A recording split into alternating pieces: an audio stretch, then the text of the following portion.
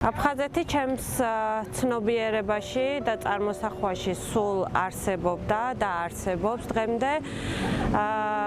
ჩემთვის არის სახლი, ჩემი მშობლების და ის ადგილი, სადაც მხოლოდ 1 წელი გავატარე ჩემს ეზოში და იმ სანაპიროზე, სადაც ალბათ უნდა ყოფილიყავი დღემდე. გემით გადმომიყვანა დედამ და ერთადერთი რისი წამოღების საშუალებაც ჰქონდა, იყო ჩემი სათამაშო,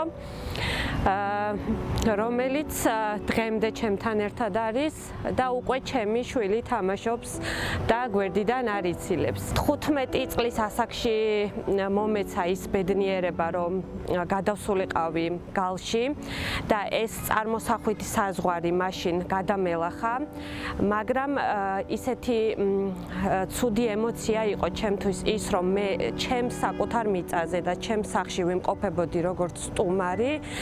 დღემდე ეს ემოცია თითქოს არ მასვენებს და გულში ხინჯად მაქვს.